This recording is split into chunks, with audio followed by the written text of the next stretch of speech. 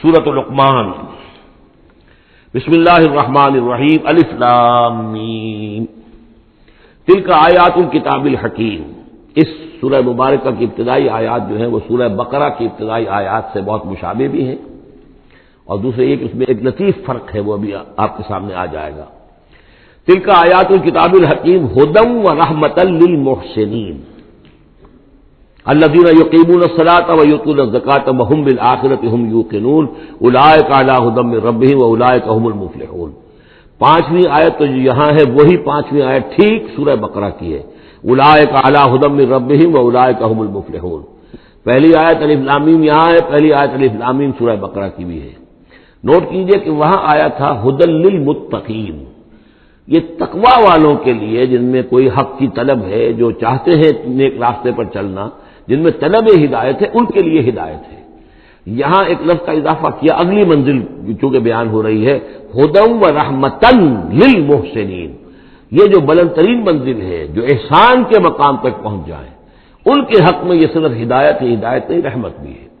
تو یہاں تقابل اگر کریں گے، الف لام میم ذالک الکتاب لا ریب فیہ ھدی للمتقین، یہاں فرمایا تلک آیات الکتاب الحکیم، یہ ایک بڑی حکمت بڑی کتاب کی آیات ہے، اور یہ ہدایت ہے اور رحمت ہے محسنین کے حق میں۔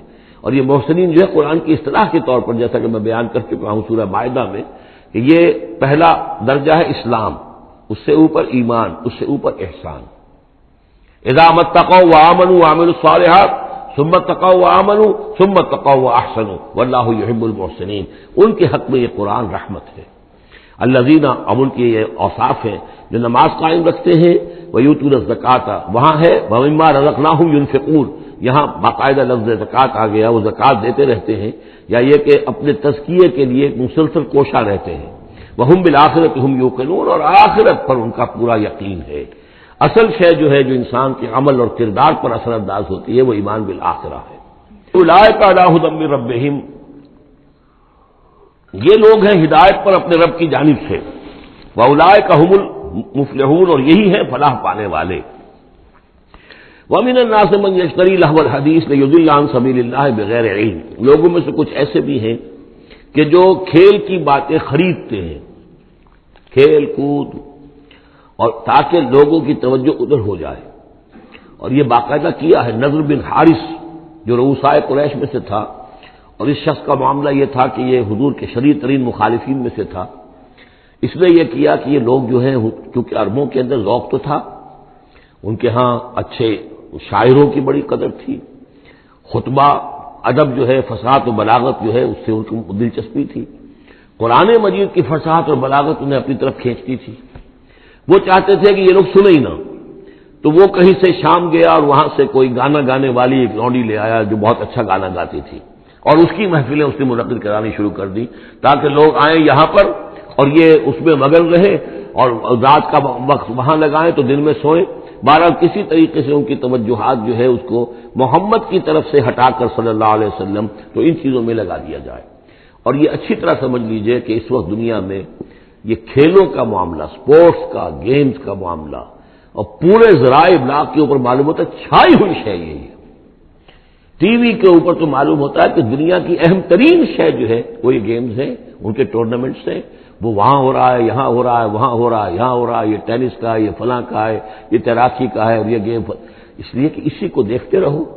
جو بھی وقت کوئی فارغ ہے، ظاہر بات ہے کہ کہیں ایسا نہ ہو کہ کہیں بیٹھے بیٹھے کہیں اچانک خیال ہی آ جائے کہ بھئی سوچے انسان میں ہوں کون، کہاں سے آیا ہوں، کہاں جا رہا ہوں، زندگی کا مال کیا ہے، مقصد کیا ہے، اپنی حالات کے بارے میں ہی سوچے، دنیا کدھر جا رہی ہے، قوم کدھر جا رہی ہے، ملک کدھر جا رہا ہے، نہیں، ان کو مست رکھو۔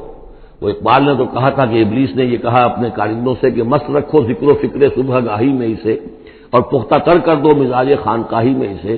اس سے اگلی بات ہے کہ جو آج دنیا کے ابلیسوں نے جو ایجاد کی ہے، تو یہ کھیل کود، اسی طریقے سے یہ ایکٹرز، یہ ڈرامے، اور پھر ان کے ایکٹرز اور ایکٹریسز کی زندگیاں، اور ان کے جو بھی سکینڈلز ہوں، جس طریقے سے کہ ان کو دنیا میں پھیلایا جا رہا ہے تاکہ وہ نوجوان نسل بھی بس ان دلچسپی میں پڑی رہے۔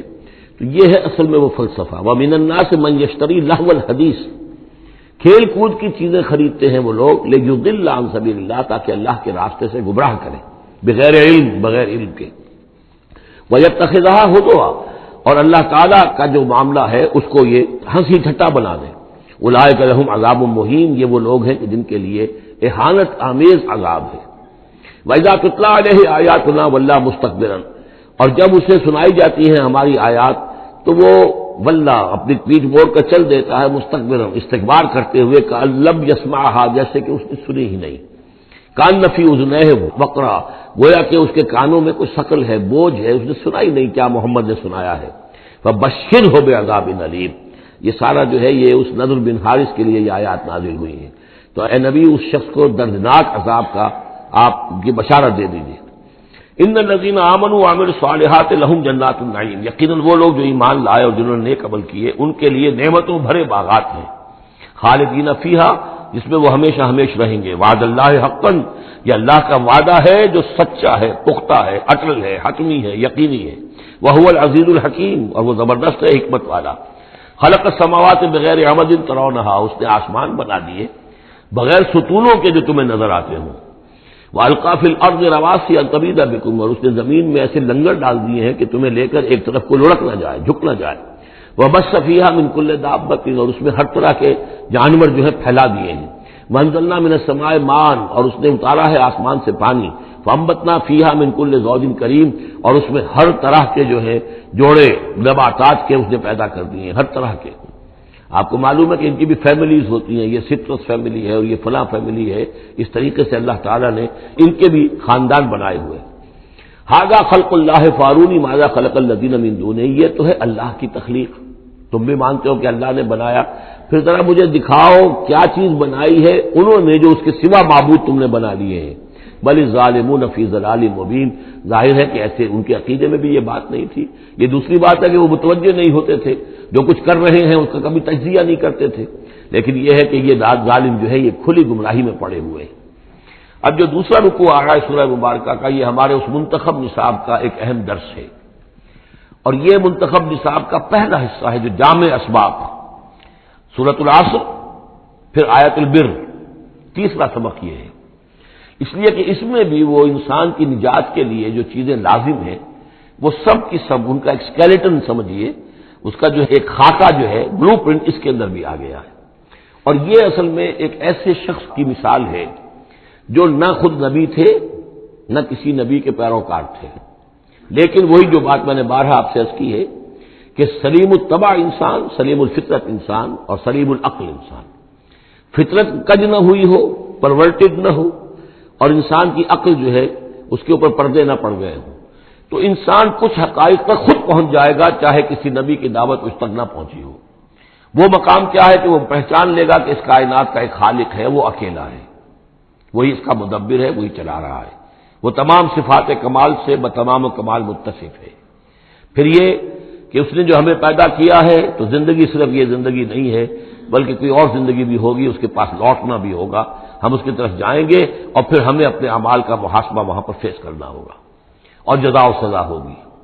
یہاں تک انسان پہنچ سکتا ہے، یعنی ایمان ابھی نہ کہیے، ایمان تو تصدیق کو کہتے ہیں، ایمان کا لفظ تو ہوتا ہے جبکہ نبی کی دعوت کی تصدیق کی جائے تو لفظ ایمان ہے، لیکن یوں سمجھیے کہ معرفت یا حکمت، معرفت اور حکمت کے یہ دو سٹیشنز ایسے ہیں کہ جس تک انسان پہنچ جاتا ہے بغیر وحی کی رہنمائی کے، اگر اس کی فطرت سلیم ہے، اس کی عقل سلیم ہے۔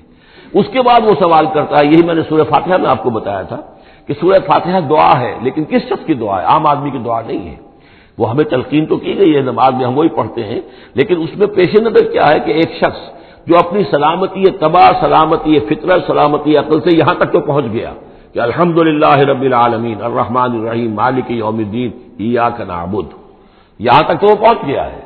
اے رب پھر تیری ہی بندگی کرنی چاہیے، تیری ہی مرضی پر چلنا چاہیے، لیکن تیری مرضی کس شے میں ہے یہ ہمیں معلوم نہیں، تو کس چیز سے راضی ہوتا ہے، کس سے ناراض ہوتا ہے یہ ہمیں معلوم نہیں، تیری بندگی کیسے کریں یہ ہمیں معلوم نہیں، تو اس سے آگے پھر ہے وہ جو اہدنا الصراط المستقیم ایاک نعبد و ایاک نستعین اہدنا الصراط المستقیم۔ تو ایسی ایک شخصیت تھی حضرت لقمان کی، جہاں تک روایات ہیں ان سے معلوم ہوتا ہے کہ یہ حبشی النسل تھے۔ نوبیا ایک جگہ ہے کہ جو سوڈان اور یوں سمجھیے کہ مصر کے تقریباً درمیان یا سرحد پر ہے، وہاں یہ رہتے تھے اور کارپینٹر تھے، لیکن یہ کہ اللہ تعالیٰ ذہانت جس کو بھی چاہے دے دے، لیکن ان کے اندر اللہ تعالیٰ نے وہ ذہانت بھی دی تھی اور وہ سلامتی فکر، سلامتی عقل، سلامتی فطرت، سلامتی قلب، اس کے نتیجے میں وہ اس چیز تک پہنچ گئے تھے، توحید تک.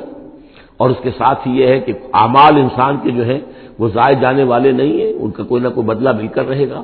باقی یہ کہ جو چیزیں وہی سے معلوم ہوتی ہیں، جنت دوزخ، وہ تو ان کے تذکرہ نہیں ملے گا اس کے اندر. جو چیزیں اور کسی رسول کا تذکرہ بھی نہیں ملے گا، اس لیے کہ وہ کسی رسول کے امتی ہوتے تو تذکرہ کرتے.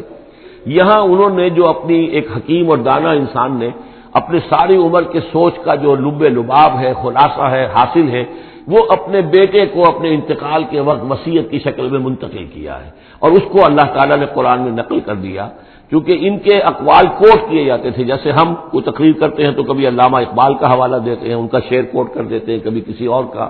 تو یہ بھی اصل میں عرب میں خطباء اور شعراء جانتے تھے کہ یہ لقمان جو ہے یہ بہت ہی حکیم اور دانا انسان تھے، اور ان کے اقوال جو ہے کوٹ کیے جاتے تھے اشعار میں بھی اور خطبات میں بھی. تو اللہ نے بتایا کہ دیکھو یہ لقمان بھی جو اپنی سلامتی طبع اور سلامتی فکر کی وجہ سے جہاں تک پہنچا، وہ وہی اصول ہے کہ جن کی طرف محمد تمہیں دعوت دے رہے ہیں صلی اللہ علیہ وسلم. وَلَقَدْ آتَيْنَا لُقْمَانَ الْحِكْمَةَ، اور ہم نے لقمان کو دانائی عطا کی. تو دانائی کا نتیجہ کیا تھا؟ انشکر للہ، کہ شکر کرو اللہ کا. دانائی کا تقاضا، فطرت کی سلامتی کا تقاضا کیا ہے؟ جو بھی آپ کے ساتھ بھلائی کرے اس کے لیے ایک احسان مندی کے جذبات آپ میں پیدا ہونے چاہیے. اگر نہیں ہو رہا ہے تو فطرت جو ہے پرورٹڈ ہے، بس ہو گئی، جو بھی بھلائی کرے. اور عقل کا تقاضا کیا ہے کہ اصل جو ہے منعم اس کو پہچان لیا جائے، اور وہ اللہ ہے. تو نتیجہ کیا نکلے گا؟ وہ سلامتی طبع جمع سلامتی عقل، تو اللہ کو پہچان لیا جائے اور کہا جائے الحمدللہ، جہاں سے قرآن مجید شروع ہوتا ہے. انشکر للہ، کہ شکر کرو اللہ کا. ومن یشکر فانما یشکر لنفسہ، جو کوئی بھی شکر کرتا ہے تو وہ شکر کرتا ہے اپنے ہی بھلے کے لیے، اپنے ہی فائدے کے لیے. ومن کفر فان اللہ غنی حمید، اور جو کفران نعمت کرتا ہے، ناشکری کرتا ہے، تو اللہ تو غنی اور حمید ہے. وَإِذْ قَالَ لُقْمَانُ لِابْنِهِ، اب یہاں سے حضرت لقمان کی وہ نصیحتیں ہیں جو انہوں نے اپنے بیٹے کو کی ہیں، یہاں مذکور نہیں ہے، لیکن مراد یہی ہے کہ انتقال کے وقت. جیسے کہ کوئی شخص دولت مند ہے تو وہ اپنے انتقال کے وقت اپنے بیٹوں کو، یا اگر بیٹا ایک ہی ہے تو اسے بتائے گا کس سے لینا ہے، کس کو دینا ہے، کیا حساب کتاب ہے، کہاں کہاں میرے ایسٹس ہیں. کوئی دفینہ ہے تو بھی بتائے گا کہ میرا وہاں فلاں جگہ پر دولت دفن ہے. ایک حکیم انسان کے پاس اصل شے اس کی ساری عمر کے غور و فکر کا جو حاصل ہے کہ میں نے جو کچھ سوچا ہے، میں نے جو کچھ بھی حاصل کیا ہے اپنی فطرت سلیمہ اور عقل سلیم کی رہنمائی میں، وہ میں تمہیں منتقل کر رہا ہوں. وَإِذْ قَالَ لُقْمَانُ لِابْنِهِ وَهُوَ يَعِظُهُ، یاد کرو جب کہ کہا لقمان نے اپنے بیٹے سے اور وہ اسے نصیحت کر رہے تھے، یا بنی لا تشرک باللہ، نمبر 1 اللہ کے ساتھ شرک مت کیجو، ان الشرک لظلم عظیم، یقیناً شرک بہت بڑا ظلم ہے، بہت بڑا ظلم ہے، سب سے بڑی ناانصافی. عربی زبان میں ظلم کہتے ہیں وضع الشیء فی غیر محلہ، کسی شے کو ہٹا کر اس کے اصل مقام سے ہٹا کر کہیں اور رکھ دینا، یہ ظلم ہے.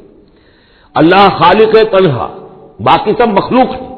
اب آپ نے مخلوق میں سے کسی کو اللہ کے برابر کر دیا، یا اللہ کو کسی اعتبار سے گرا کر مخلوق کی صف میں لا کے کھڑا کر دیا، کہ اس سے بڑی ناانصافی، اس سے بڑا ظلم کوئی نہیں. وَإِذْ قَالَ لُقْمَانُ لِابْنِهِ وَهُوَ يَعِظُهُ يَا بُنَيَّ لَا تُشْرِكْ بِاللَّهِ إِنَّ الشِّرْكَ لَظُلْمٌ عَظِيمٌ. اور اس کے بعد فوراً ہی اللہ تعالیٰ نے اپنی طرف سے ایک بات ایڈ کی ہے. یہ چوتھا مقام آ گیا ہے کہ جہاں اللہ کے حق کے فوراً بعد والدین کا حق. ظاہر بات ہے کہ حضرت لقمان کو یہ بات کچھ یعنی مناسب نہیں معلوم ہوئی کہ وہ اپنا حق بھی بیان کریں، لہذا اس کی تکمیل کر دی اللہ تعالیٰ نے. وَوَصَّيْنَا الْإِنسَانَ بِوَالِدَيْهِ، اور ہم نے وصیت کی انسان کو اس کے والدین کے بارے میں، اور والدین میں سے بھی خاص طور پر والدہ، اس لیے کہ زیادہ مشقت وہ جھیلتی ہے، زیادہ تکلیفیں بچوں کی پرورش میں ماں کو برداشت کرنی پڑتی ہے. وَوَصَّيْنَا الْإِنسَانَ بِوَالِدَيْهِ حَمَلَتْهُ أُمُّهُ وَهْنًا عَلَىٰ وَهْنٍ، اسے اٹھائے رکھا، وہ جو حمل ہے اس کے اپنے جسم کے اندر اٹھائے رکھا اس نے اس کو، وَهْنًا عَلَىٰ وَهْنٍ، کمزوری پر کمزوری جھیل کر. وَفِصَالُهُ فِي عَامَيْنِ، پھر اس کا دودھ چھڑانا ہوا 2 سال میں سے. پھر یہ کہ پہلے 9 مہینے تو جونک کی طرح اس کے جسم کے اندر خون چوستا رہا، اور اس کے بعد پھر جو ہے دودھ اس کا جو ہے پیا ہے، تو وہ بھی اس کی توانائیاں اور اس کی قوت ہی ہے کہ جو دودھ کی شکل میں اس کے لیے غذا بنی. انشکر لی ولوالدیک، کہ شکر کرو میرا اور اپنے والدین کا، الی المصیر، اور میری طرف ان کو لوٹ کر آنا ہے.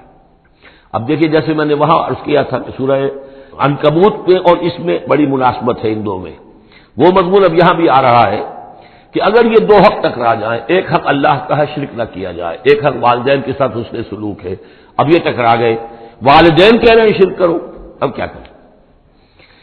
وَإِن جَاهَدَاكَ عَلَىٰ أَن تُشْرِكَ بِي مَا لَيْسَ لَكَ بِهِ عِلْمٌ، اگر وہ تم سے جہاد کریں، تم پر دباؤ ڈالیں، تم سے لڑیں، تم سے جھگڑیں اور تمہیں مجبور کریں کہ تم شریک کرو اور شرک کرو میرے ساتھ ایسی چیز کا کہ جس کا تمہارے پاس کوئی علم نہیں ہے، فَلَا تُطِعْهُمَا، تم کا کہنا مت مانو۔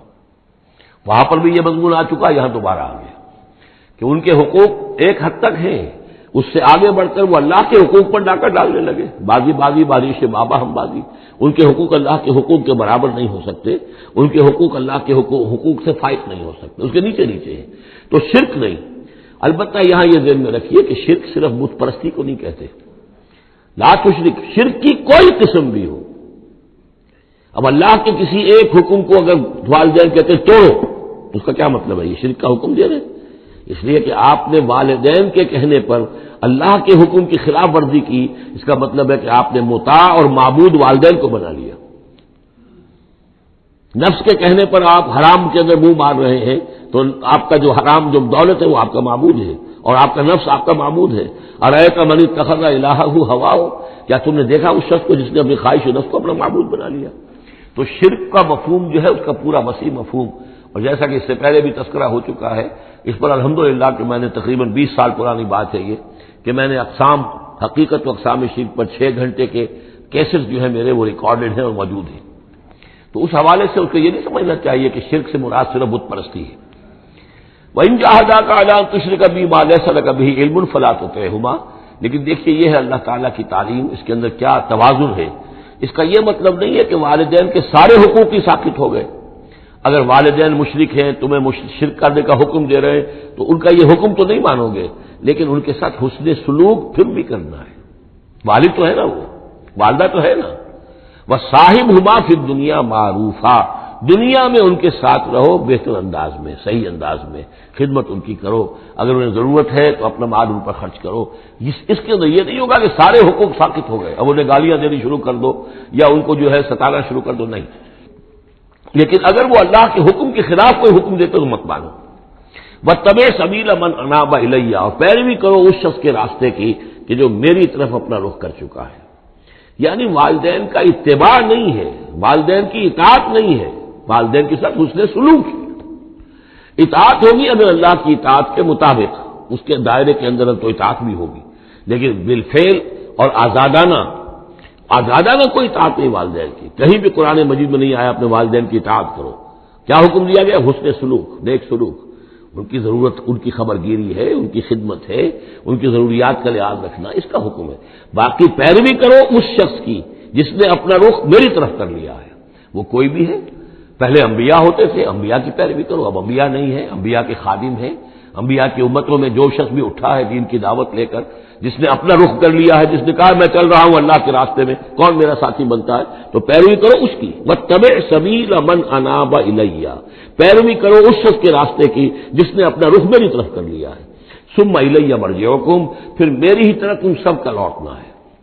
والدین بھی یہی آ جائیں گے میرے پاس، تم بھی آ جاؤ گے۔ فَأُنَبِّئُكُم بِمَا كُنتُمْ تَعْمَلُونَ، پھر میں تمہیں جتلا دوں گا جو کچھ کہ تم کرتے رہے تھے۔ اب یہاں بیچ میں جو آگے اللہ کی طرف سے آگے آئی، حضرت لقمان کی نصیحت صرف ابھی ایک آئی تھی، یا بنی لا تشرک باللہ ان الشرک لظلم عظیم، اے میرے بچے شرک مت کرنا اللہ کے ساتھ، اس لیے کہ شرک جو ہے بہت بڑا ظلم ہے، بہت بڑی ناانصافی ہے۔ دوسری وصیت ان کی کیا ہے؟ یا بنی انہا ان تک مثقال حبۃ من خردل فتکن فی صخرۃ او فی السماوات او فی الارض یأت بہ اللہ ان اللہ لطیف خبیر، اے میرے بچے عمل، خواہ وہ نیکی کا ہو خواہ بدی کا ہو، انہا، ہا کی ضمیر ہے عمل کی طرف، عمل خواہ ایک رائی کے دانے کے ہم وزن ہو۔ اب یہ سب سے چھوٹی چیز، رائی کا دانہ، فتیلہ، نقیرہ، یہ 3 چیزیں آتی ہیں قرآن مجید میں عام طور پر چھوٹی شے کے لیے، لا یظلمون فتیلہ، لا یظلمون نقیرہ، اور یہ کہ رائی کا دانہ بہت چھوٹا، تو چاہے وہ نیکی یا بدی ہو رائی کے دانے کے ہم وزن، اور پھر فتکن فی صخرۃ، وہ کسی پہاڑ کی، کسی چٹان کے پیٹ میں جا کر، کسی کھو کے اندر جا کر وہ عمل کیا گیا ہو، اور فی السماوات، یا آسمانوں میں کیا گیا ہو۔ اب تو آسمانوں میں ہے نا، آپ خلا میں جا کر وہ عمل کر رہے ہیں تو پھر اب تو انسان جو ہے وہاں تک پہنچ گیا ہے. اور فی الارض یا زمین کے پیٹ میں گھس کر کیا گیا ہو یاتی بہ اللہ، اللہ اسے لے آئے گا. یعنی انسانی اعمال، انسان اشرف المخلوقات ہے اور انسانی اعمال ایسی گھٹیا چیز نہیں ہے کہ ایسے ضائع کر دے اللہ، چاہے وہ نیکی ہے چاہے بدی. فمن یعمل مثقال ذرۃ خیرا یرہ ومن یعمل مثقال ذرۃ شرا یرہ. لیکن عمل ضائع نہیں ہوگا، چاہے وہ رائی کے دانے کے برابر ہو، پھر چاہے وہ کسی چٹان میں گھس کر کیا گیا ہو، کسی پہاڑ کی کھو میں کیا گیا ہو، چاہے وہ خلا اور فضا کی پہنائیوں میں کیا گیا ہو، چاہے وہ زمین کے اندر سرنگ کھود کر کیا گیا ہو. یات بہ اللہ ان اللہ لطیف الخبیر، یقیناً اللہ تعالی باریک بین ہے، باخبر ہے. اب دو چیزیں آ گئیں، اللہ کے ساتھ شرک نہیں، اور اعمال کے بارے میں دیکھ لو نیکی اور بدی کے نتائج نکل کر رہیں گے. اس سے آگے بعد سے بعد الموت کا یہاں تذکرہ نہیں ہے. اس سے بعد جنت اور دوزخ کا، تو اس لیے کہ یہ چیزیں معلوم ہوتی ہیں پھر نبی کے بتانے سے. اصولی طور پر جو چیز حکمت سے انسان جہاں تک پہنچ سکتا ہے وہ دو ہے، ایک خالق اور اس کے ساتھ شرک نہ ہو، اور نمبر دو اس اعمال انسانی ان کا ضرور بدلہ ملے گا. اب اس کے بعد تیسری بات، یا بنی اقم الصلاۃ، نماز قائم رکھو. یعنی جس اللہ کو تم نے پہچان لیا ہے، اب محض ایک مرتبہ پہچان لینا کافی نہیں ہوگا، اسے یاد رکھنا ضروری ہے، ورنہ شیطان تمہیں ورغلائے گا، تمہیں ادھر ادھر سے جو ہے تمہارا نفس تمہیں غلط راستے پر ڈال دے گا، جب تک کہ یہ ایمان باللہ مستحضر نہ رہے ذہن کے اندر. اور ایمان باللہ کو مستحضر رکھنے کے لیے ذکر ہے جو ہم پڑھ چکے ہیں، اتل ما اوحی الیک من الکتاب واقم الصلاۃ ان الصلاۃ تنہی عن الفحشاء والمنکر. لہذا اب نماز کون سی تھی وہ ہم نہیں جانتے، لیکن کوئی ذریعہ ایسا ہونا چاہیے کہ تم اللہ کو یاد کیا کرو. یا بنی اقم الصلاۃ، اور نمبر 4 وامر بالمعروف وانہی عن المنکر، اور نیکی کا حکم دو اور بدی سے روکو. یہ بھی تمہاری ذمہ داریوں میں سے ہے. یہ بھی انسان کی، یوں سمجھیے کہ اس کی انسانیت، اس کی شرافت، اس کی مروت کا تقاضا ہے کہ وہ اپنے جو ابنائے نو ہیں، جو بھی انسان ہیں، ان کی بھلائی کے لیے کوشاں ہوں. اور سب سے بڑی بھلائی ان کی، سب سے بڑی خدمت یہی ہے کہ انہیں برائیوں سے روکا جائے اور بھلائیوں کی دعوت دی جائے.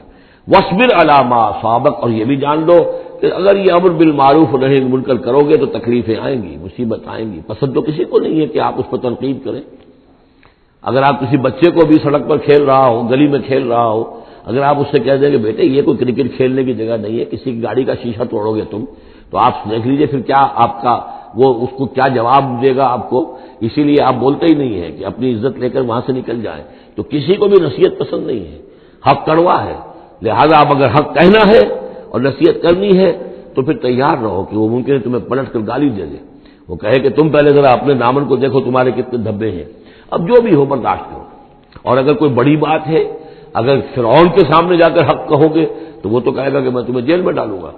تو اس طریقے سے یہ وَاصْبِرْ عَلَىٰ مَا أَصَابَكَ، پھر جو شے بھی تم پر آئے اس پر صبر کرو. إِنَّ ذَلِكَ مِنْ عَزْمِ الْأُمُورِ، یقیناً یہ چیزیں ہیں جو بڑی ہمت کے کاموں میں سے.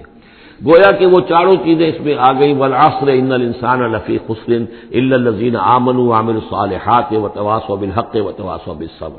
یہاں اصطلاحات علیحدہ ہو گئی، تواصی کے بجائے امر بالمعروف نہی عن المنکر آ گیا. صبر جو کا تو ہے، باقی ایمان اور وہ تمام چیزیں اعمال صالحہ میں سے نماز آ گئی، والدین کے ساتھ حسن سلوک آ گیا.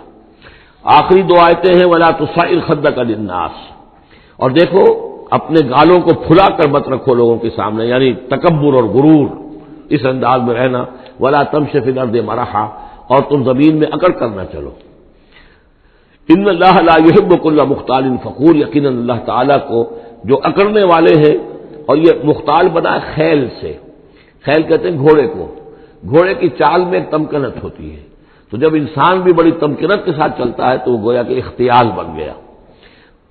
لا يحب كل مختال فخور، شیخی کھوڑے، فخر کرنے والے، اکڑنے والے اللہ کو پسند نہیں ہے. یہ مضمون سورہ بنی اسرائیل میں بھی آ چکا ہے. وَلَا تَمْشِ فِي الْأَرْضِ مَرَحًا إِنَّكَ لَن تَخْرِقَ الْأَرْضَ وَلَن تَبْلُغَ الْجِبَالَ طُولًا، تم کتنا ہی پاؤں مار کر چلو ہماری زمین کو پھاڑ نہیں سکتے، اور کتنی گردن اکڑا لو، اونچے ہو جاؤ، سینہ تان لو اور اوپر ترا بھی چڑھا لو، لیکن یہ کہ تم پہاڑوں کی اونچائی تک نہیں پہنچ سکتے. آخری بات فرمائی وَاقْصِدْ فِي مَشْيِكَ، اپنی چال میں میانہ روی اختیار کرو. یہ میانہ روی ہر اعتبار سے، چال میں بھی، خرچ میں بھی.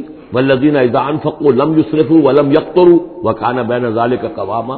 یہ ایک میچور شخصیت کا کہ اس کے اندر ہر اعتبار سے معلوم و توازن ہو، انتہا پسندی کسی بھی اعتبار سے نہ ہو. وَاقْصِدْ فِي مَشْيِكَ وغضض من صوتک، اور اپنی آواز کو پست رکھو۔ اس کا مطلب کیا ہے کہ کہیں کوئی آرگومنٹ ہے کہ جھگڑا ہو گیا ہے تو آواز کو بلند کرنے کی کوشش نہ کرو، بات اپنی کرو۔ عام طور پر یہ ہوتا ہے کہ جب آدمی دیکھتا ہے کہ میری دلیل تو کمزور پڑ گئی تو پھر وہ اپنی آواز کی والیوم بڑھا کر کوشش کرتا ہے کہ کمپنسیٹ کرے کہ دلیل عقلی اعتبار سے تو کمزور ہے لیکن میری آواز جو ہے وہ اس کے اندر وزن پیدا کر دے۔ ولا وغضض من صوتک، اور دیکھو ان انکر الاصوات لصوت الحمیر، آواز جو گدھے کی ہوتی ہے وہ ڈھیچو ڈھیچو جب کرتا ہے تو بلند تو وہ بہت ہوتی ہے لیکن کس قدر ناپسندیدہ آواز ہے، کتنی ناپسندیدہ آواز ہے۔ تو آواز کی بلندی کوئی حسن نہیں ہے، اصل تو یہ شے ہے کہ آپ جو بات کہیں وہ وزنی ہو، وہ دلیل کے ساتھ ہو، اور وہ آپ اپنی بات کو منوا سکیں اس کے حوالے سے۔ تو یہ ہے 8 آیات پر مشتمل جو رکوع ہے، یہ دوسرا رکوع سورہ مبارکہ کا، یہ ہمارے اس منتخب نصاب کا تیسرا سبق ہے۔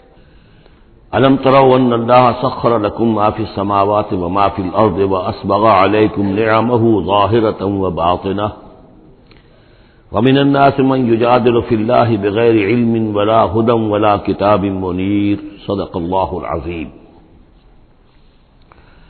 کیا تم نے دیکھا نہیں کہ اللہ تعالیٰ نے تمہارے لیے مسخر کر دیا ہے جو کچھ کے آسمانوں میں ہے اور جو کچھ کے زمین میں ہے، یعنی یہ کہ آسمان کے اندر سورج ہے، چاند ہے، یہ سب تمہاری ضرورتیں بہم پہنچانے میں لگے ہوئے ہیں۔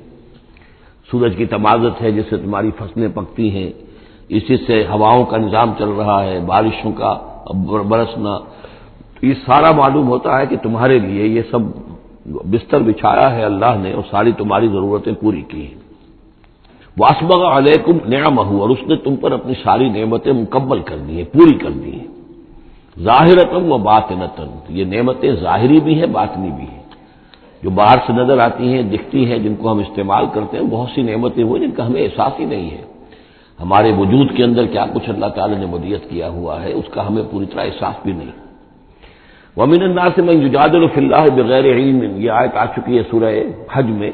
لوگوں میں سے کچھ ایسے بھی ہیں جو جھگڑتے ہیں اللہ کے معاملے میں یا اللہ کے بارے میں یا اللہ کے احکام کے بارے میں، اللہ کی آیات کے بارے میں، بغیر اس کے کہ بغیر علم کہ ان کے پاس کوئی علم ہو، ولا ہدن، نہ کوئی رہنمائی اور ہدایت ہے، ولا کتاب منیر، نہ کوئی روشن کتاب ہے۔ وَإِذَا قِيلَ لَهُمُ اتَّبِعُوا مَا أَنزَلَ اللَّهُ قَالُوا بَلْ نَتَّبِعُ مَا وَجَدْنَا عَلَيْهِ آبَاءَنَا، اور جب ان سے کہا جاتا ہے کہ پیروی کرو اس کی جو اللہ نے نازل فرمایا ہے، قرآن اتارا ہے، اس کی پیروی کرو، قالوا، وہ کہتے ہیں بل نتبع ما وجدنا علیہ آباءنا، بلکہ ہم تو پیروی کریں گے اس کی کہ جس کو پر ہم نے پایا ہے اپنے آباء و اجداد کو۔ اور آج کل خاص طور پر یہ لوک ورثہ اور ہماری پرانی روایات، قومی روایات، اور ہماری جو ہے ہر علاقے کا ایک کلچر ہے، اس کلچر کو زندہ کیا جائے، کروڑ ہر روپیہ ان چیزوں میں صرف کیا جاتا ہے۔ اولو کان الشیطان یدعوہم الی عذاب السعیر، خواہ شیطان ان کو پکار رہا اور بلا رہا ہو، یہ جو باتیں بنا رہے ہیں در حقیقت یہ شیطان کی دعوت ہے، اس کی تبلیغ ہے در حقیقت جس کو انہوں نے قبول کیا ہے۔ یدعوہم الی عذاب السعیر، اور وہ انہیں بلا رہا ہے اس جہنم کے عذاب کی طرف۔ وَمَن يُسْلِمْ وَجْهَهُ إِلَى اللَّهِ وَهُوَ مُحْسِنٌ، اور جس شخص نے اپنا چہرہ اللہ کے سامنے جھکا دیا، تابع فرمان کر دیا اپنے چہرے کو الی اللہ، اللہ کی جانب، وَهُوَ مُحْسِنٌ، اور وہ احسان کی روش اختیار کرے، فَقَدِ اسْتَمْسَكَ بِالْعُرْوَةِ الْوُثْقَىٰ، تو اس نے تو مضبوط تھام لیا ہے، مضبوط کنڈے کو، اس کا ہاتھ پڑ گیا ہے۔ یہ سورہ بقرہ میں بھی یہ الفاظ آئے تھے آیت کی کرسی کے فوراً بعد۔ فَمَن يَكْفُرْ بِالطَّاغُوتِ وَيُؤْمِن بِاللَّهِ فَقَدِ اسْتَمْسَكَ بِالْعُرْوَةِ الْوُثْقَىٰ وَإِلَى اللَّهِ عَاقِبَةُ الْأُمُورِ، اور تمام معاملات کا انجام آخر کار اللہ ہی کے ہاتھ میں ہے، اللہ ہی تک اس کو لوٹا دیا جائے گا۔ وَمَن كَفَرَ فَلَا يَحْزُنكَ كُفْرُهُ، اور اے نبی جو کفر کر رہا ہے تو آپ اس کے کفر اور کفر کے لیے جو وہ بھاگ دوڑ کر رہا ہے اس سے آپ پریشان نہ ہو، دلگیر نہ ہو۔ الینا مرجعہم، میری طرف ان سب کو لوٹنا ہے، فننبئہم بما عملوا، ہم انہیں اچھی طرح بتا دیں گے، جتلا دیں گے جو کچھ کہ انہوں نے کیا تھا۔ ان اللہ علیم بذات الصدور، یقیناً اللہ تعالیٰ تو جو کچھ سینوں میں چھپا ہوا ہے اس سے بھی واقف ہے۔ نمتعہم قلیلا، ہم انہیں ذرا تھوڑی دیر کے لیے ساز و سامان دے رہے ہیں، دنیا کے اندر یہ مزے لے لیں، مزے لوٹ لیں، ثم نضطرهم الى عذاب غلیظ، پھر ہم انہیں کشاں کشاں لے آئیں گے، کھینچ کر پکڑ کر لے آئیں گے اس عذاب کی طرف جو بہت گاڑھا ہے۔ وَلَئِن سَأَلْتَهُم مَّن خَلَقَ السَّمَاوَاتِ وَالْأَرْضَ لَيَقُولُنَّ اللَّهُ، اور اگر آپ ان سے پوچھیں کس نے پیدا کیا آسمان اور زمین تو وہ کہیں گے اللہ نے۔ قُلِ الْحَمْدُ لِلَّهِ، کہیے الحمدللہ، ساری حمد بھی پھر اسی کی ہے۔ بل اکثرهم لا یعلمون، لیکن یہ کہ ان کی اکثریت علم نہیں رکھتی۔ للہ ما فی السماوات والارض، آسمان اور زمین میں جو کچھ ہے وہ اللہ کے لیے ہے، اللہ ہی کا ہے، اللہ کی ملکیت ہے، یہ لام تملیک ہے، اللہ کی ملکیت ہے ہر وہ شے جو بھی کچھ ہے آسمانوں میں اور زمین میں۔ ان اللہ هو الغنی الحمید، یقیناً وہ غنی ہے، اسے کوئی احتیاج نہیں، اور حمید ہے، بڑی خوبیوں والا ہے، اپنی ذات میں ستودہ صفات ہے۔ وَلَوْ أَنَّ مَا فِي الْأَرْضِ مِنْ شَجَرَةٍ أَقْلَامٌ، اور اگر جتنے بھی زمین میں درخت ہیں وہ قلم بن جائیں، والبحر، اور سمندر جو ہے وہ سیاہی بن جائے، جیسے میں یہ مضمون سورہ کہف میں بھی آ چکا ہے۔ قُل لَوْ كَانَ الْبَحْرُ مِدَادًا لِكَلِمَاتِ رَبِّي وَلَنَفَدَ الْبَحْرُ قَبْلَ أَن تَنفَدَ كَلِمَاتُ رَبِّي وَلَوْ جِئْنَا بِمِثْلِهِ مَدَدًا، اگر پورا سمندر جو ہے میرے رب کے کلمات کو لکھنے کے لیے سیاہی بن جائے تو وہ سیاہی سمندر ختم ہو جائے گا، لیکن یہ کہ میرے رب کی کلمات ختم نہیں ہوں گے، چاہے اتنا ہی سمندر اور لے آیا جائے۔ وہی مضمون یہاں بھی آ رہا اور یہ بات نوٹ کی ہے، میں نے کئی مرتبہ آپ کو بتائی ہے کہ اہم مضامین قرآن مجید میں کم سے کم دو جگہ ضرور ملتے ہیں۔ ولو، اب وہاں پر صرف سیاہی کا تذکرہ تھا، یہاں سیاہی کے ساتھ قلم۔ ولو ان ما فی الارض من شجرۃ اقلام، اگر جتنے بھی درخت زمین میں ہیں وہ سب کے سب قلم بن جائیں، والبحر، اور سیاہی جو ہے یہاں پہ اب محذوف سمجھیے مدادن، اور بحر جو ہے سمندر جو ہے وہ سیاہی کی شکل اختیار کر لے، یمدہ من بعدہ سبعۃ ابحر، اور اس سیاہی کو پھر مزید پھیلائے اور بڑھائے 7 سمندر اور اس کے اندر جو ہے ڈال دیے جائیں، ما نفدت کلمات اللہ، اللہ تعالیٰ کی کلمات ختم نہیں ہوں گے۔ اور یہ میں عرض کر چکا ہوں، اس سے مراد کیا ہے کہ ہر شے جو اس کائنات میں ہے اللہ تعالیٰ کے کلمہ کن کا ظہور ہے، تو گویا کہ یہ تمام مخلوقات جو ہے کلمات اللہ ہے۔ اس اعتبار سے ظاہر بات ہے کہ احصاء کرنا ممکن ہی نہیں، اور آج کچھ نہ کچھ ہمیں اندازہ ہے کہ یہ کائنات کتنی وسیع و عریض ہے۔ ابھی تک بڑی سے بڑی ٹیلیسکوپس ایجاد کرنے کے باوجود trillions and trillions and trillions of light years تک تو ہم نے دیکھ لیا ہے، لیکن کائنات کا سرا ابھی ہمیں نظر نہیں آیا کہ یہ شروع کہاں ہوتی ہے ختم کہاں ہوتی ہے۔ تو اس سے اندازہ کریں اللہ تعالیٰ کی خلاقی کا، اس کی مخلوقات کتنی ہیں۔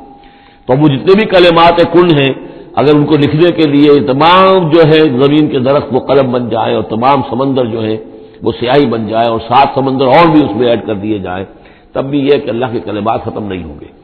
ان اللہ عزیز الحکیم، یقیناً اللہ تعالیٰ زبردست ہے، حکمت والا۔ اب ادھر تو اس میں تو اللہ تعالیٰ کی تخلیق کی وسعت اور عظمت کا تذکرہ ہو گیا، اب اس کے انتظام کا معاملہ، اس کی تدبیر جو ہے اس میں کس قدر یسر ہے، کتنی آسانی ہے، کتنی سہولت ہے اس کے لیے، یعنی اس کائنات کو جیسے کہ سورہ بقرہ میں آیت الکرسی میں بھی آیا تھا ولا یعودہ حفظہما، یہ آسمانوں اور زمین کی حفاظت اس پر کوئی بھاری نہیں ہے، مشکل نہیں ہے، اس کو جو ہے اس کے تھامنے میں، اس کے چلانے میں کوئی اس کے لیے یہ کام بوجھل نہیں ہے، وزنی نہیں ہے۔ ولا یعودہ حفظہما وہو العلی العظیم، تو اسی کو یہاں فرمایا ما خلقکم ولا بعثکم الا کنفس واحدہ، تم سب کو پیدا کرنا اور تم سب کو دوبارہ پیدا کر لینا اللہ تعالیٰ کے لیے ایسے ہی جیسے ایک نفس کا پیدا کر دینا، اللہ کے لیے یہ اتنا یسیر ہے۔ ان اللہ سمیع بصیر، یقیناً اللہ تعالیٰ سمیع ہے اور بصیر ہے۔ تو گویا کہ ایک ہے اللہ کی تخلیق کی وسعت و عظمت، وہ تو کلمات الہی، اور ایک ہے اللہ تعالیٰ پر یہ کتنا ہلکا ہے، اہون علیہ، یہ اس کے لیے بہت آسان ہے، یسر اور سہولت اللہ تعالیٰ اس کے انتظام کو، اس کو جو لے کر چل رہا ہے اس پر بھاری نہیں۔ الم تر ان اللہ یولج اللیل فی النہار، کیا تم دیکھتے نہیں کہ اللہ تعالیٰ رات کو پرو لاتا ہے دن میں، ویولج النہار فی اللیل، اور دن کو پرو لاتا ہے رات میں۔ اب یہ ایک تو اس کا مفہوم یہ ہو سکتا ہے کہ جیسے ایک ڈوری ہے اور اس ڈوری کے اندر اگر آپ نے دانے ڈالے ہوئے، تصویر میں ایک سیاہ ہے ایک سفید ہے، ایک سیاہ ایک سفید ہے، سیاہ کے بعد سفید، سفید کے بعد سیاہ، یہ تو آتا چلا جائے گا۔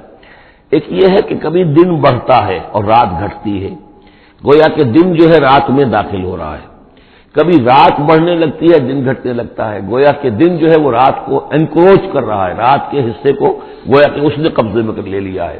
تو اس طریقے سے اللہ تعالیٰ پرو دیتا ہے رات کو دن میں، دن کو رات میں۔ وسخر الشمس والقمر، اور اس نے مسخر کر دیا ہے سورج کو اور چاند کو، کل یجری الی اجل مسمى، یہ سب کے سب چل رہے ہیں ایک وقت معین تک کے لیے، وان اللہ بما تعملون خبیر، اور یقیناً اللہ تعالیٰ جو کچھ کہ تم کر رہے اس سے باخبر ہے۔ ذالک بان اللہ هو الحق، یہ اس لیے کہ اللہ حق ہے، وانما يدعون من دونه الباطل، اور یہ کہ جس کو یہ پکار رہے ہیں اللہ کے سوا وہ سب باطل ہیں، ان کی کوئی حقیقت ہی نہیں۔ باطل اس کو کہتے ہیں جو نظر تو آئے ہو نہ، کوئی حقیقت اس کی نہ ہو، جیسے شراب، پانی نظر آتا ہے لیکن پانی ہے نہیں۔ وَأَنَّ اللَّهَ هُوَ الْعَلِيُّ الْكَبِيرُ، اور یقیناً اللہ تعالیٰ ہی ہے سب سے بلند و بالا اور سب سے بڑا اور عظمت والا۔ الم تر ان الفلک تجری فی البحر بنعمت اللہ لیریکم من آیاتہ، کیا تم دیکھتے نہیں کہ کشتیاں چلتی ہیں سمندر میں یا دریا میں اللہ کی نعمتوں کو لے کر؟ ظاہر بات ہے ٹرانسپورٹ جو ہوتی تھی پہلے بہت بڑی، وہ سمندروں میں کشتیوں سے، دریاؤں میں بھی، لیریکم من آیاتہ، تاکہ وہ تمہیں دکھائے اپنی آیات میں سے۔ ان فی ذلک لآیات لکل صبار شکور، یقیناً اس میں آیات ہیں، لیکن کس کے لیے؟ ان سب لوگوں کے لیے جو صبر کرنے والے ہیں، شکر کرنے والے ہیں۔ صبار یہ بھی مبالغے کا صیغہ ہے، فعال کے وزن پر، بہت صبر کرنے والا۔ شکور فعول کے وزن پر ہے، بہت زیادہ شکر کرنے والا۔ وَإِذَا غَشِيَهُم مَّوْجٌ كَالظُّلَلِ، اور جب یہ کبھی سمندر میں ہوتے ہیں اور ان کے اوپر ایک موج چڑھتی ہے اور ڈھانپ لیتی ہے انہیں جیسے کہ بادل ہوں، ایسی موج آ رہی ہے کہ گویا کہ وہ تمہارے اوپر سے گزر جائے گی۔ دعوا اللہ مخلصین لہ الدین، تو وہ پکارنے لگتے ہیں اللہ کو اسی کے لیے اپنی اطاعت کو خالص کرتے ہوئے۔ فلما نجاہم الی البر، اور جب اللہ انہیں نجات دے کر لے آتا ہے خشکی پر، فمنہم مقتصد، تو ان میں سے کچھ وہ لوگ ہیں کہ جو بیچ کی چال پر چلتے ہیں، یعنی یہ کہ اکثر و بیشتر جو ہیں وہ پھر شرک کی راہ اختیار کر لیتے ہیں۔ وما یجحد بآیاتنا الا کل ختار کفور، اور ہماری آیات کا انکار نہیں کرتے مگر وہی جو قول کے جھوٹے ہیں اور ناشکر ہیں۔ یا ایھا الناس اتقوا ربکم واخشوا یوما، اے لوگوں اپنے رب کا تقوی اختیار کرو اور ڈرو اس دن سے، لا یجزی والد عن ولدہ، جس دن کوئی والد اپنے بیٹے سے کسی شے کو دور نہیں کر سکے گا، بچا نہیں سکے گا کسی بھی چیز سے، ولا مولود هو جاز عن والدہ شیئا، اور نہ ہی بیٹا جو ہے وہ اپنے باپ سے کوئی شے دور کر سکے گا، کوئی کسی کے کام نہیں آئے گا، نہ باپ بیٹے کے نہ بیٹا باپ کے، تو باقی سارے رشتے جو ہیں وہ تو اس کے بعد ثانوی ہیں۔ ان وعد اللہ حق، یہاں وہ آیت بھی یاد آ گئی ہوگی آپ کو، یا بنی اسرائیل اذکروا نعمتی التی انعمت علیکم انی فضلتکم علی العالمین واتقوا یوما لا تجزی نفس عن نفس شیئا ولا یقبل منها شفاعۃ ولا یؤخذ منها عدل ولا هم ينصرون۔ یا ایھا الناس اتقوا ربکم واخشوا یوما لا یجزی والد عن ولدہ ولا مولود هو جاز عن والدہ شیئا ان وعد اللہ حق، اللہ کا وعدہ سچا ہے، شدنی ہے، اٹل ہے، ہو کر رہے گا، قیامت آ کر رہے گی، جزا و سزا ہو کر رہے گی۔ فلا تغرنکم الحیات الدنیا، تو دیکھو تمہیں نہ دھوکے میں ڈال دے یہ دنیا کی زندگی، تم اسی کے اوپر ریجھ جاؤ، اسی میں مگن ہو جاؤ، اسی میں گم ہو جاؤ، تو گویا کہ یہ تمہارے لیے پھر دھوکے کی ٹٹی بن گئی کہ اصل زندگی سے تمہیں جو ہے ذہناً جو ہے اس نے غافل کر دیا۔ ولا یغرنکم باللہ الغرور، اور دیکھنا وہ دھوکے باز تمہیں اللہ تعالیٰ کی شان غفاری کے حوالے سے دھوکہ نہ دے۔ یہ شیطان آ کر یہ بھی کہتا ہے کہ اللہ تو بڑا غفار ہے، تم نے کیا کیا، کچھ چھوٹے سے گناہ تھوڑے سے کیے، اللہ کی مغفرت تو بہت وسیع ہے، خامخواہ کاہے کو گھبراتے ہو، کاہے کو توبہ کرتے ہو۔ تو یہ جو ہے اللہ کی رحیمی، اللہ کی شان غفاری کا حوالے سے دھوکے میں دینا انسان کو۔ ولا یغرنکم باللہ الغرور ان اللہ عندہ علم الساعہ، اللہ ہی ہے کہ جس کے پاس ہے قیامت کا علم کہ قیامت کب آئے گی۔ ساعہ اور قیامہ، اس کے فرق کو ذہن میں رکھیے۔ گھڑی وہ معین گھڑی جبکہ زلزلہ ہوگا اور یہ اجرام سماویہ جو ہیں وہ ایک دوسرے سے ٹکرائیں گے اور پہاڑ جو ہے روئی کے گالوں، یہ ساعہ ہے جس میں کہ ہلاکت ہوگی دنیا کی آخری۔ اور پھر بادل موت کے بعد جو دن آنا ہے وہ قیامہ ہے۔ قیام کہتے ہیں کھڑے ہونے کو، اس دن کھڑے ہوں گے لوگ اور حاضر ہوں گے اپنے رب کے حضور میں۔ تو عام طور پر ہم قیامت کا لفظ جب بولتے ہیں تو ساعت کی جگہ پر بولتے ہیں۔ قرآن کی جو پرٹیکولر اپنی ٹرمینالوجی ہے اس میں یہ ساعہ ہے، وہ گھڑی کہ جس میں ہلچل ہوگی اور یہ جو بھی کچھ ہونا ہے جس کا کہ نقشہ کھینچا گیا، القاریہ والقاریہ وما ادراک ما القاریہ، یہ ہے الساعہ۔ لیکن پھر جب بعد الموت کے بعد جب کھڑے ہونا ہے قبروں سے نکل کر اللہ کے حضور میں، تو یہ ہوگا قیامہ، کھڑے ہونے کا دن۔ ان اللہ عندہ علم الساعہ، وہ ساعت کب آئے گی اس کا علم صرف اللہ کے پاس ہے۔ وینزل الغیث، وہی بارش برساتا ہے۔ ویعلم ما فی الارحام، وہ جانتا ہے جو کچھ کے رحموں میں ہے، ماں کے پیٹ میں کیا ہے وہ جانتا ہے۔ وما تدری نفس، اور کوئی جان نہیں جانتی ماذا تکسب غدا، کہ کل وہ کیا کمائی کرے گی۔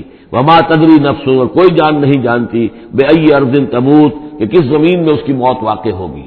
ایک شخص ہے اپنے ملک سے صرف چند دن کے لیے کہیں باہر گیا، وہیں انتقال ہو گیا، اسے کبھی گمان بھی نہیں ہو سکتا تھا، سال ہر سال سے کہیں مقیم ہے، وہاں موت نہیں آئی، اور کہیں گیا ہے اور وہاں موت آ گئی۔ تو کوئی نہیں جانتا کس زمین میں اس کی موت واقع ہوگی۔ ان اللہ علیم الخبیر، یقیناً اللہ تعالیٰ علیم اور خبیر ہے۔ یہ جو 5 چیزیں یہاں گنوائی گئی ہیں، اس میں آج کل بڑا اشکال ہے، اور لوگ کہتے ہیں کہ یہ آپ پتہ چل جاتا ہے کہ ماں کے رحم میں جو ہے، ماں کے پیٹ میں بیٹا ہے یا بیٹی ہے۔ اس کے 2 اعتبار سے اس کو سمجھ لیجئے۔ اس آیت میں 5 چیزوں کا ذکر ہے۔ پہلی چیز میں حصر کا اسلوب ہے کہ یہ چیز صرف اللہ کو معلوم ہے، اگرچہ یہاں یہ نہیں لکھا ہوا ہے کہ اللہ کے سوا کوئی نہیں جانتا، پھر بھی چونکہ حصر کا اسلوب ہے، ان اللہ عندہ علم الساعہ، یقیناً اللہ ہی ہے جس کے پاس ہے قیامت کا علم، ساعت کا علم۔ اس میں بھی گویا کہ نفی ہو گئی کہ کوئی اور نہیں جانتا۔ 2 آخری چیزوں میں بھی نفی ہے، وما تدری نفس ماذا تکسب غدا، کوئی نہیں جانتا کہ کل وہ کیا کمائے گا، اس میں بھی کیٹیگوریکل نفی ہے اس کی۔ وما تدری نفس بأی ارض تموت، یہ بھی پھر کیٹیگوریکل نفی ہے کہ نہیں کوئی جانتا، کوئی جان نہیں جانتی کہ کہاں اس کی موت واقع ہوگی۔ لیکن 2 چیزیں جو ہے کیٹیگوریکل ڈینائل نہیں ہے۔ وَيُنَزِّلُ الْغَيْثَ، اللہ بارش برساتا ہے، یہ کہاں لکھا؟ نہ یہاں اس حصر کا اسلوب ہے، نہ یہ لکھا ہے کہ یہ کام جو ہے صرف اللہ کرتا ہے۔ اسی طرح یعلم ما فی الارحام، اللہ جانتا ہے جو کچھ کے رحموں میں ہے، اب یہ جو نہیں لکھا کہ کوئی اور نہیں جانتا۔ اس اعتبار سے قرآن مجید کے الفاظ جو ہیں ان کے اوپر تو اعتراض وارد ہو ہی نہیں سکتا۔ البتہ اعتراض اگر کچھ وارد ہوتا تو ایک حدیث پر ہوتا ہے۔